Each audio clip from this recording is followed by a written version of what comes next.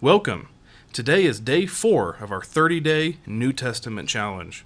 Today's scripture reading is Matthew chapters 22 to the end of the book, chapter 28. Chapter 22. Jesus spoke to them again in parables, saying, "The kingdom of heaven may be compared to a king who gave a wedding feast for his son. And he sent out his slaves to call those who had been invited to the wedding feast, and they were unwilling to come.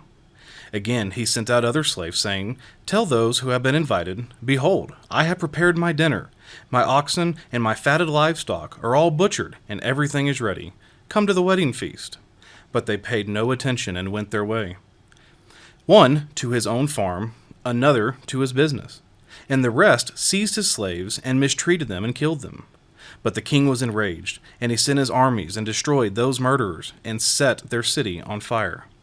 Then he said to his slaves, 'The wedding is ready, but those who are invited were not worthy. Go therefore into the main highways, and as many as you find there, invite to the wedding feast.'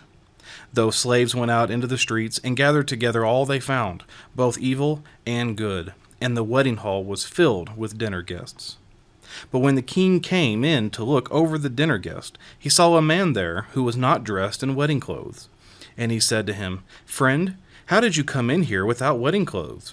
And the man was speechless.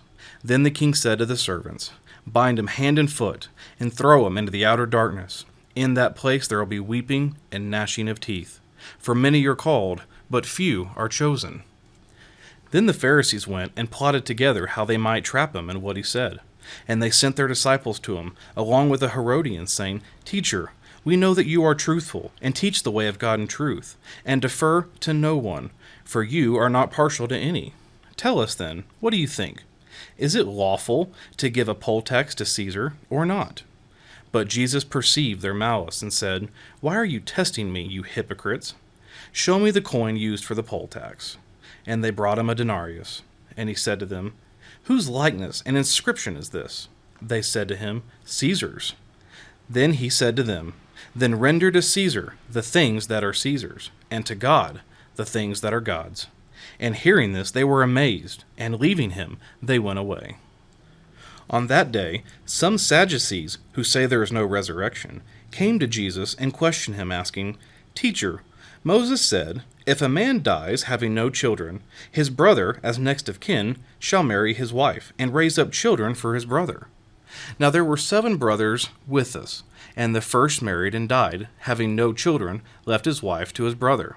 So also the second, and the third, down to the 7th. Last of all, the woman died. In the resurrection, therefore, whose wife of the 7 will she be? For they all had married her.' But Jesus answered and said to them, 'You are mistaken, not understanding the Scriptures, nor the power of God. For in the resurrection they neither marry nor are given in marriage, but are like angels in heaven. But regarding the resurrection of the dead, have you not read what was spoken to you by God? I am the God of Abraham, and the God of Isaac, and the God of Jacob. He is not the God of the dead, but of the living.' When the crowds heard this, they were astonished at his teaching. But when the Pharisees heard that Jesus had silenced the Sadducees, they gathered themselves together. One of them, a lawyer, asked him a question, testing him, 'Teacher, which is the great commandment in the law?' And he said to him, 'You shall love the Lord your God with all your heart, and with all your soul, and with all your mind. This is the great and foremost commandment. The second is like it, you shall love your neighbor as yourself. On these 2 commandments depend the whole law and the prophets.' Now while the Pharisees were gathered together, Jesus asked them a question. 'What do you think about the Christ? Whose son is he?' They said to him, 'The son of David.' He said to them, 'Then how does David in the Spirit call him Lord, saying, The Lord said to my Lord, Sit at my right hand, until I put your enemies beneath your feet? If David then calls him Lord, how is he his son?' No one was able to answer him a word, nor did anyone dare from that day on to ask him another question. Chapter 23. Then Jesus spoke to the crowds and to his disciples, saying, 'The scribes and the Pharisees have seated themselves in the chair of Moses. Therefore, all that they tell you, do and observe, but do not do according to their deeds, for they say things and do not do them. They tie up heavy burdens and lay them on men's shoulders, but they themselves are unwilling to move them with so much as a finger. But they do all their deeds to be noticed by men, for they broaden their phylacteries and lengthen the tassels of their garments. They love the place of honor at banquets and the chief seats in the synagogues, and respectful greetings in the marketplaces, and being called rabbi by men. But do not be called rabbi, for one is your teacher, and you are all brothers. Do not call anyone on earth your father, for one is your Father, he who is in heaven. Do not be called leaders, for one is your leader, that is Christ. But the greatest among you shall be your servant. Whoever exalts himself shall be humble, and whoever humbles himself shall be exalted. But woe to you, scribes and Pharisees, hypocrites, because you shut off the kingdom of heaven from people. For you do not enter in yourselves, nor do you allow those who are entering to go in. Woe to you, scribes and Pharisees, hypocrites, because you devour widows' houses, and for a pretense you make long prayers. Therefore you will receive greater condemnation. Woe to you, scribes and Pharisees, hypocrites, because you travel around on sea and land to make one proselyte. And when he becomes one, you make him twice as much a son of hell as yourselves. Woe to you, blind guides, who say, whoever swears by the temple, that is nothing, but whoever swears by the gold of the temple is obligated. You fools and blind men! Which is more important, the gold or the temple that sanctified the gold? And whoever swears by the altar, that is nothing, but whoever swears by the offering on it, he is obligated. You blind men! Which is more important, the offering or the altar that sacrifices the offering? Therefore, whoever swears by the altar swears both by the altar and by everything on it. And whoever swears by the temple swears both by the temple and by him who dwells within it. And whoever swears by heaven swears both by the throne of God and by him who sits upon it. Woe to you, scribes and Pharisees, hypocrites! For you tithe mint and dill and cumin, and have neglected the weightier provisions of the law, justice and mercy and faithfulness. But these are the things you should have done without neglecting the others. You blind guides, who strain out a gnat and swallow a camel. Woe to you, scribes and Pharisees, hypocrites! For you clean the outside of the cup and of the dish, but inside they are full of robbery and self-indulgence. You blind Pharisee! First clean the inside of the cup and of the dish, so that the outside of it may become clean also. Woe to you, scribes and Pharisees, hypocrites! For you are like whitewashed tombs, which on the outside appear beautiful, but inside they are full of dead men's bones and all uncleanness. So you too outwardly appear righteous to men, but inwardly you are full of hypocrisy and lawlessness. Woe to you, scribes and Pharisees, hypocrites! For you build the tombs of the prophets, and adorn the monuments of the righteous, and say, if we had been living in the days of our fathers, we would not have been partners with them in the shedding the blood of the prophets. So you testify against yourselves, that you are sons of those who murdered the prophets. Fill up, then, the measure of the guilt of your fathers. You serpents, you brood of vipers, how will you escape the sentence of hell? Therefore, behold, I am sending you prophets and wise men and scribes. Some of them you will kill and crucify, and some of them you will scourge in your synagogues and persecute from city to city, so that upon you may fall the guilt of all the righteous bloodshed on earth, from the blood of righteous Abel to the blood of Zechariah, to the son of Berechiah, whom you murdered between the temple and the altar. Truly I say to you, all these things will come upon this generation. Jerusalem, Jerusalem, who kills the prophets and stones those who are sent to her? How often I wanted to gather your children together, the way a hen gathers her chicks under her wings, and you were unwilling. Behold, your house is being left to you desolate. For I say to you, from now on you will not see me until you say, Blessed is he who comes in the name of the Lord. Chapter 24. Jesus came out from the temple, and was going away when his disciples came up to point out the temple buildings to him. And he said to them, Do you not see all these things? Truly I say to you, not one stone here will be left upon another, which will not be torn down. As he was sitting on the Mount of Olives, the disciples came to him privately, saying, Tell us, when will these things happen? And what will be the sign of your coming and of the end of the age?" And Jesus answered and said to them, "See to it that no one misleads you. For many will come in my name, saying, 'I am the Christ,' and will mislead many. You will be hearing of wars and rumors of wars. See that you are not frightened, for those things must take place, but that is not yet the end. For nation will rise against nation, and kingdom against kingdom, and in various places there will be famines and earthquakes. But all these things are merely the beginning of birth pains. Then they will deliver you to tribulation, and will kill you, and you will be hated by all nations because of my name. At that time many will fall away, and will betray one another, and hate one another. Many false prophets will arise, and will mislead many. Because lawlessness is increased, most people's love will grow cold. But the one who endures to the end, he will be saved. This gospel of the kingdom shall be preached in the whole world as a testimony to all the nations, and then the end will come. Therefore, when you see the abomination of desolation, which was spoken of through Daniel the prophet, standing in the holy place, let the reader understand. Then those who are in Judea must flee to the mountains. Whoever is on the housetop must not go down to get the things that are in his house. Whoever is in the field must not turn back to get his cloak. But woe to those who are pregnant, and to those who are nursing babies in those days. But pray that your flight will not be in the winter, or on a Sabbath. For then there will be a great tribulation, such as not occurred since the beginning of the world until now, nor ever will. Unless those days had been cut short, no life would have been saved. But for the sake of the elect, those days will be cut short. Then, if anyone says to you, 'Behold, here is the Christ,' or 'There he is,' do not believe him. For false Christs and false prophets will arise, and will show great signs and wonders, so as to mislead, if possible, even the elect. Behold, I have told you in advance.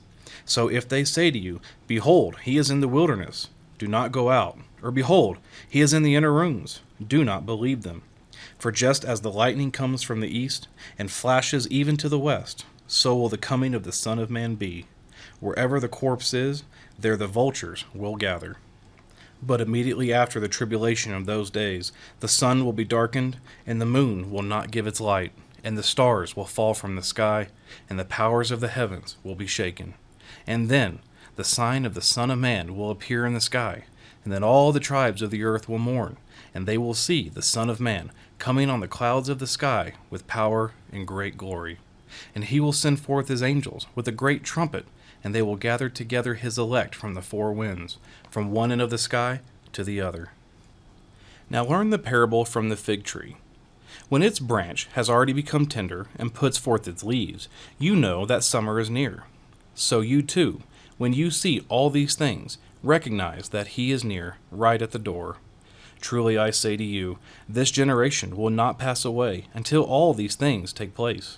Heaven and earth will pass away, but my words will not pass away. But of that day and hour no one knows, not even the angels of heaven, nor the Son of Man, but the Father alone. For the coming of the Son of Man will be just like the days of Noah. For as in those days before the flood, they were eating and drinking, marrying and giving in marriage, until the day that Noah entered the ark, and they did not understand until the flood came and took them all away. So will the coming of the Son of Man be. Then there will be 2 men in the field, one will be taken, and one will be left. 2 women will be grinding at the mill, one will be taken, and one will be left. Therefore, be on the alert, for you do not know which day your Lord is coming. But be sure of this, that if the head of the house had known at what time of the night the thief was coming, he would have been on the alert, and would not have allowed his house to be broken into. For this reason, you must also be ready, for the Son of Man is coming at an hour when you do not think he will. Who then is the faithful and sensible slave whom his master put in charge of his household to give them their food at the proper time? Blessed is that slave whom the master finds so doing when he comes. Truly I say to you that he will put him in charge of all his possessions. But if that evil slave says in his heart, "My master is not coming for a long time," and begins to beat his fellow slaves, and eat and drink with the drunkards, the master of that slave will come on a day when he does not expect him, and at an hour which he does not know, and will cut him in pieces, and assign him a place with the hypocrites. In that place there will be weeping and gnashing of teeth. Chapter 25.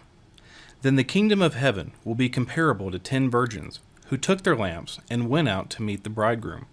5 of them were foolish, and 5 were prudent. For when the foolish took their lamps, they took no oil with them, but the prudent took oil in flasks along with their lamps. Now while the bridegroom was delaying, they all got drowsy and began to sleep. But at midnight there was a shout, Behold, the bridegroom! Come out and meet him. Then all those virgins rose and trimmed their lamps. The foolish said to the prudent, Give us some of your oil, for our lamps are going out. But the prudent answered, No, there will not be enough for us and you too. Go instead to the dealers and buy some for yourselves. And while they were going away to make the purchase, the bridegroom came, and those who were ready went in with him to the wedding feast, and the door was shut. Later, the other virgins also came, saying, Lord, Lord, open up for us. But he answered, Truly I say to you, I do not know you. Be on the alert then, for you do not know the day nor the hour. For it is just like a man about to go on a journey, who called his own slaves and entrusted his possessions to them. To one he gave 5 talents, to another 2, and to another 1, each according to his own ability, and he went on his journey. Immediately the one who received the 5 talents went and traded with them, and gained 5 more talents. In the same manner, the one who had received the 2 talents gained 2 more. But he who received the 1 talent went away, and dug a hole in the ground, and hid his master's money. Now after a long time, the master of those slaves came and settled accounts with them. The one who received the 5 talents came up and brought 5 more talents, saying, Master, you entrusted 5 talents to me. See, I have gained 5 more talents. His master said to him, Well done, good and faithful slave.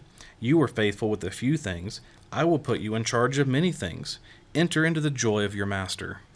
Also, the one who had received 2 talents came up and said, Master, you entrusted 2 talents to me. See, I have gained 2 more talents. His master said to him, Well done, good and faithful slave. You were faithful with a few things. I will put you in charge of many things. Enter into the joy of your master. And the one also who had received the 1 talent came up and said, Master, I knew you to be a hard man, reaping where you did not sow, and gathering where you scattered no seed. And I was afraid, and went away, and hid your talent in the ground. See, you have what is yours. But his master answered and said to him, You wicked, lazy slave, you knew that I reap where I did not sow, and gather where I scattered no seed. Then you ought to have put my money in the bank, and on my arrival I would have received my money back with interest. Therefore, take away the talent from him, and give it to the one who has 10 talents. For to everyone who has, more shall be given, and he will have an abundance. But for the one who does not have, even what he does have shall be taken away. Throw out the worthless slave into the outer darkness.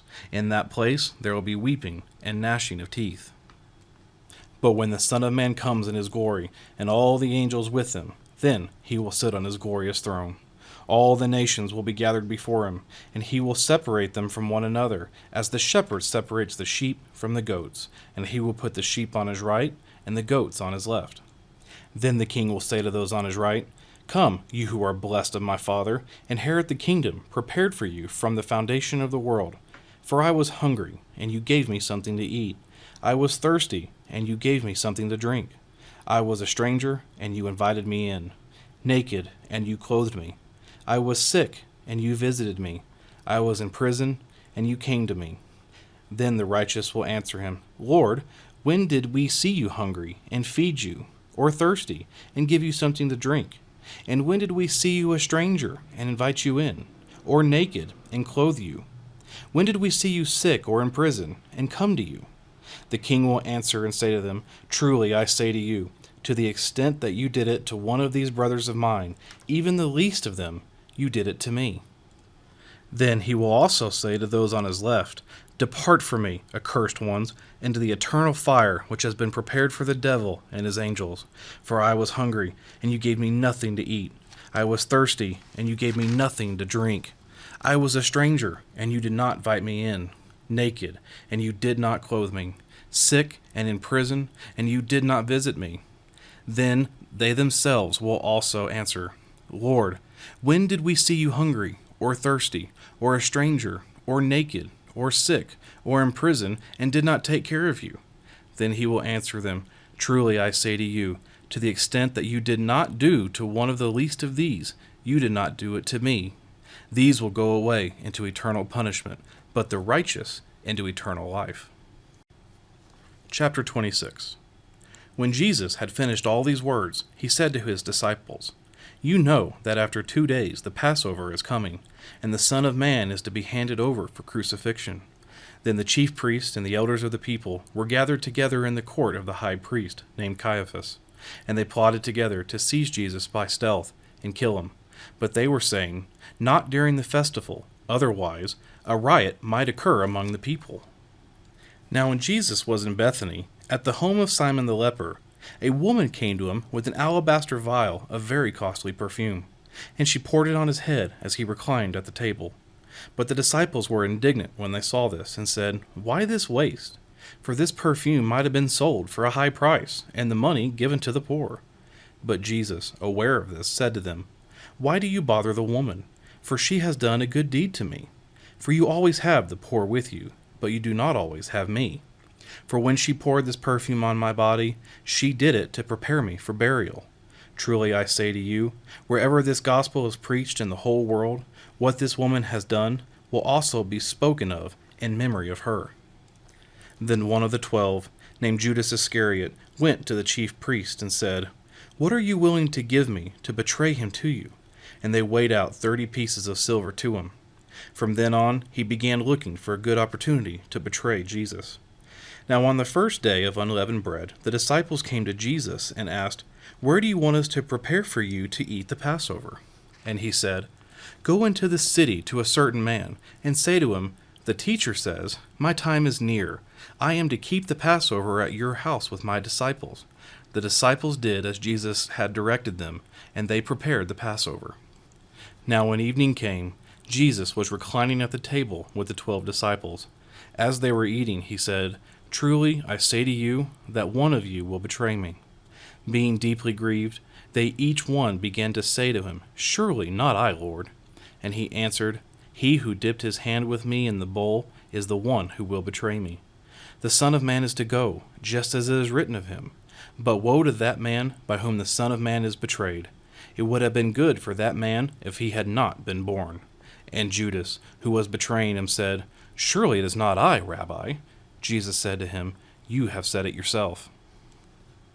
While they were eating, Jesus took some bread, and after a blessing, he broke it and gave it to the disciples and said, "Take, eat, this is my body." And when he had taken a cup and given thanks, he gave it to them, saying, "Drink from it, all of you. For this is my blood of the covenant, which is poured out for many for forgiveness of sins. But I say to you, I will not drink of this fruit of the vine from now on until that day when I drink it new with you in my Father's kingdom." After singing a hymn, they went out to the Mount of Olives. Then Jesus said to them, "You will all fall away because of me this night, for it is written, 'I will strike down the shepherd, and the sheep of the flock shall be scattered.' But after I have been raised, I will go ahead of you to Galilee." But Peter said to him, "Even though all may fall away because of you, I will never fall away." Jesus said to him, "Truly I say to you that this very night, before the rooster crows, you will deny me 3 times. Peter said to him, "Even if I have to die with you, I will not deny you." All the disciples said the same thing too. Then Jesus came with them to a place called Gethsemane, and said to his disciples, "Sit here while I go over there and pray." And he took with him Peter and the 2 sons of Zebedee, and began to be grieved and distressed. Then he said to them, "My soul is deeply grieved, to the point of death. Remain here and keep watch with me." And he went a little beyond them, and fell on his face and prayed, saying, "My Father, if it is possible, let this cup pass from me. Yet not as I will, but as you will." And he came to the disciples, and found them sleeping, and said to Peter, "So you men could not keep watch with me for 1 hour? Keep watching and praying, that you may not enter into temptation. The spirit is willing, but the flesh is weak." He went away again a second time and prayed, saying, "My Father, if this cannot pass away unless I drink it, your will be done." Again he came and found them sleeping, for their eyes were heavy. And he left them again, and went away, and prayed a third time, saying the same thing once more. Then he came to the disciples, and said to them, "Are you still sleeping and resting? Behold, the hour is at hand, and the Son of Man is being betrayed into the hands of sinners. Get up, let us be going. Behold, the one who betrays me is at hand." While he was still speaking, behold, Judas, one of the 12, came up, accompanied by a large crowd with swords and clubs, who came from the chief priests and elders of the people. Now he who was betraying him gave them a sign, saying, "Whomever I kiss, he is the one. Seize him." Immediately Judas went to Jesus and said, "Hail, Rabbi," and kissed him. And Jesus said to him, "Friend, do what you have come for." Then they came and laid hands on Jesus and seized him. And behold, one of those who were with Jesus reached and drew out a sword and struck the slave of the high priest and cut off his ear. Then Jesus said to him, "Put your sword back into its place, for all those who take up the sword shall perish by the sword. Or do you think that I cannot appeal to my Father, and he will at once put at my disposal more than 12 legions of angels? How then will the scriptures be fulfilled, which say that it must happen this way?" At that time Jesus said to the crowds, "Have you come out with swords and clubs to arrest me, as you would against a robber? Every day I used to sit in the temple, teaching, and you did not seize me. But all this has taken place to fulfill the scriptures of the prophets." Then all the disciples left him and fled. Those who had seized Jesus led him away to Caiaphas the high priest, where the scribes and the elders were gathered together. But Peter was following at a distance, as far as the courtyard of the high priest, and entered in and sat down with the officers to see the outcome. Now the chief priests and the whole council kept trying to obtain false testimony against Jesus, so that they might put him to death. They did not find any, even though many false witnesses came forward. But later on, 2 came forward and said, "This man stated, 'I am able to destroy the temple of God, and to rebuild it in 3 days.'" The high priest stood up and said to him, "Do you not answer? What is it that these men are testifying against you?" But Jesus kept silent, and the high priest said to him, "I adjure you, by the living God, that you tell us whether you are the Christ, the Son of God." Then Jesus said to him, "You have said it yourself. Nevertheless, I tell you, hereafter you will see the Son of Man sitting at the right hand of power, and coming on the clouds of heaven." Then the high priest tore his robes and said, "He has blasphemed. What further need do we have of witnesses? Behold, you have now heard the blasphemy. What do you think?" They answered, "He deserves death." Then they spat in his face and beat him with their fists, and others slapped him, and said, "Prophesy to us, you Christ. Who is the one who hit you?" Now Peter was sitting outside in the courtyard, and a servant girl came to him and said, "You too were with Jesus the Galilean." But he denied it before them all, saying, "I do not know what you are talking about." When he had gone out of the gateway, another servant girl saw him, and said to those who were there, "This man was with Jesus of Nazareth." And again he denied it with an oath, "I do not know the man." A little later the bystanders came up and said to Peter, "Surely you too are one of them, for even the way you talk gives you away." Then he began to curse and swear, "I do not know the man." And immediately a rooster crowed. And Peter remembered the word which Jesus had said, "Before a rooster crows, you will deny me 3 times." And he went out and wept bitterly. Chapter 27.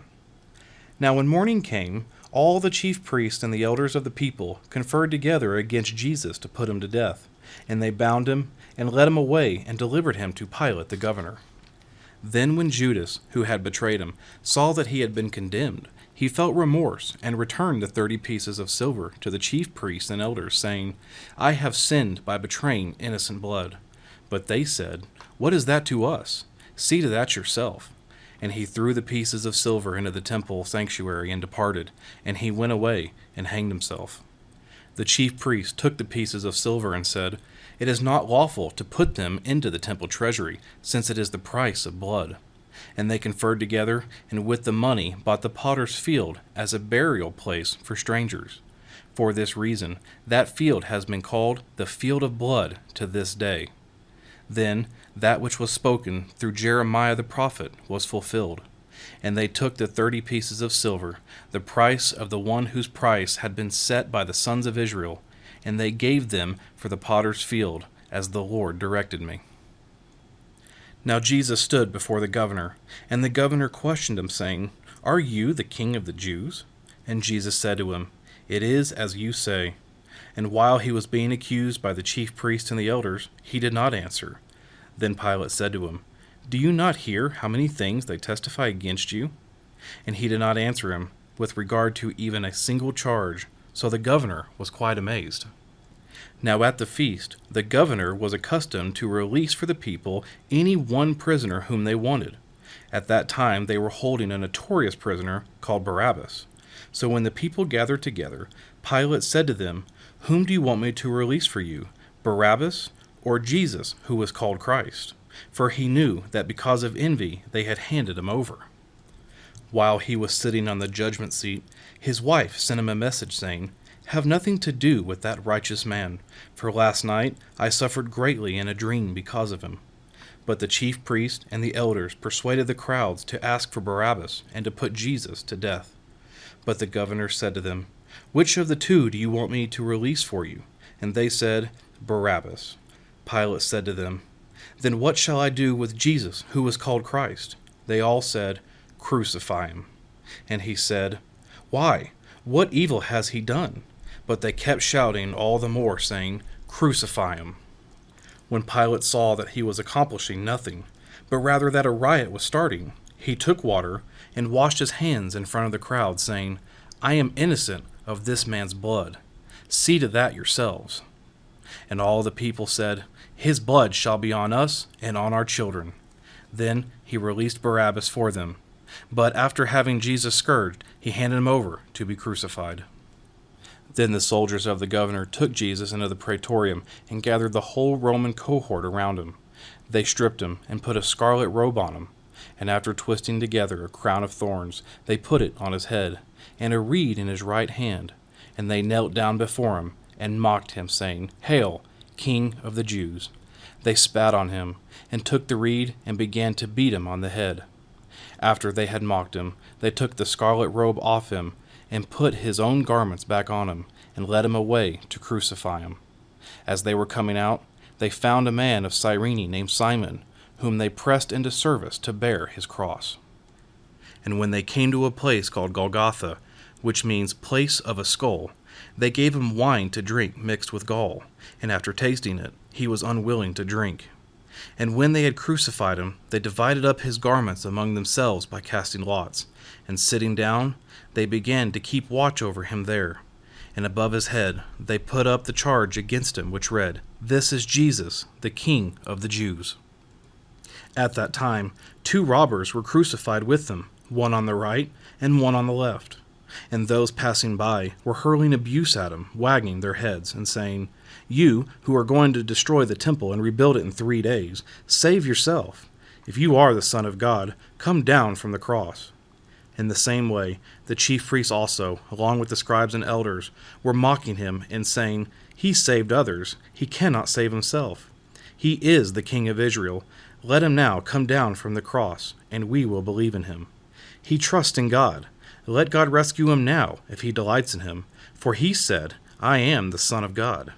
The robbers who had been crucified with him were also insulting him with the same words. Now from the 6th hour, darkness fell upon all the land until the 9th hour. About the 9th hour, Jesus cried out with a loud voice, saying, Eli, Eli, lama sabachthani, that is, my God, why have you forsaken me? And some of those who were standing there, when they heard it, began saying, This man is calling for Elijah. Immediately one of them ran, and taking a sponge, he filled it with sour wine, and put it on a reed, and gave him a drink. But the rest of them said, Let us see whether Elijah will come and save him. And Jesus cried out again with a loud voice, and yielded up his spirit. And behold, the veil of the temple was torn in 2 from top to bottom, and the earth shook, and the rocks were split. The tombs were opened, and many bodies of the saints who had fallen asleep were raised. And coming out of the tombs after his resurrection, they entered the holy city and appeared to many. Now the centurion and those who were with him, keeping guard over Jesus, when they saw the earthquake and the things that were happening, became very frightened and said, "Truly this was the Son of God." Many women were there, looking on from a distance, who had followed Jesus from Galilee while ministering to him. Among them was Mary Magdalene, and Mary, the mother of James and Joseph, and the mother of the sons of Zebedee. When it was evening, there came a rich man from Arimathea named Joseph, who himself had also become a disciple of Jesus. This man went to Pilate and asked for the body of Jesus. Then Pilate ordered it to be given to him. And Joseph took the body and wrapped it in a clean linen cloth and laid it in his own new tomb, which he had hewn out in the rock. And he rolled a large stone against the entrance of the tomb and went away. And Mary Magdalene was there, and the other Mary sitting opposite the grave. Now on the next day, the day after the preparation, the chief priests and the Pharisees gathered together with Pilate and said, "Sir, we remember that when he was still alive, that deceiver said, 'After 3 days I am to rise again.'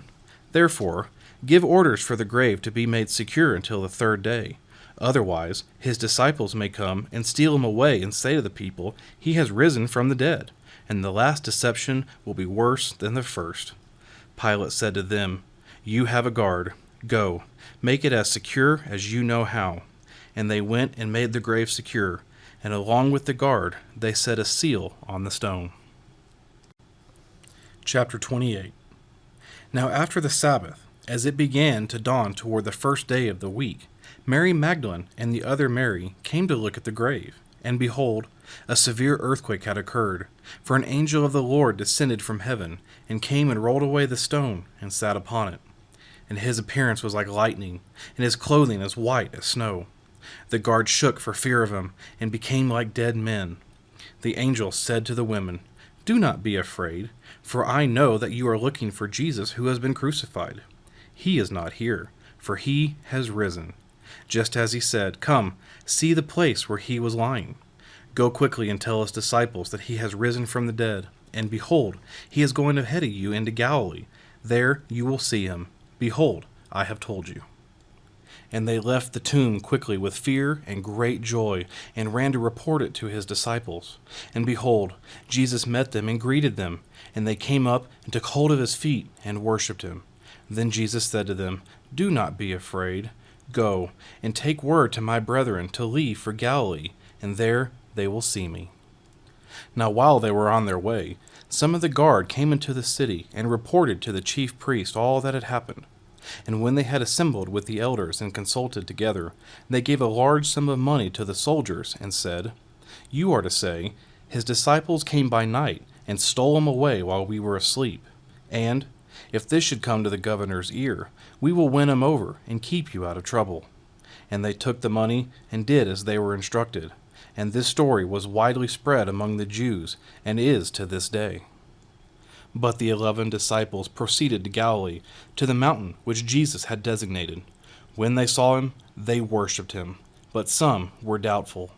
And Jesus came up and spoke to them, saying, "All authority has been given to me in heaven and on earth. Go, therefore, and make disciples of all nations, baptizing them in the name of the Father, and the Son, and the Holy Spirit, teaching them to observe all that I commanded you, and lo, I am with you always, even to the end of the age."